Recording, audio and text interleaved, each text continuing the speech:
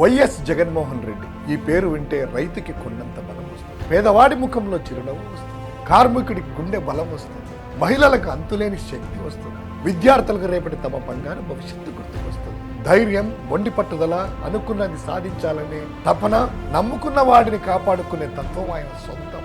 ప్రజా సంక్షేమం కోసం, ప్రజల బాగు కోసం ఏం చేయడానికైనా వెనకాడని తత్వం.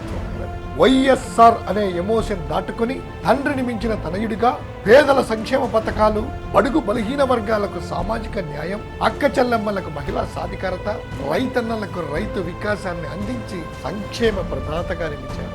ఆయన తీసుకున్న ప్రతి నిర్ణయం ప్రజల కోసమే, ఆయన ప్రతి శ్వాస జనం కోసమే. అందుకే ఆ రోజు ఆయన తీసుకున్నటువంటి సరికొత్త నిర్ణయం చరిత్ర నాంది పలికింది. తండ్రి మరణంతో ఆగిన ప్రతి ఇంటి తలుపు తట్టిన ఆయన తెలుగు ప్రజల హృదయాలని మనసును గెలుచుకున్నారు. కష్టమైన నష్టమైన చిరునవ్వుతో ముందుకు సాగారు. ప్రతికూల పరిస్థితుల్లోనూ మొండి పట్టుదలతో లక్ష్యం దిశగానే సాగారు.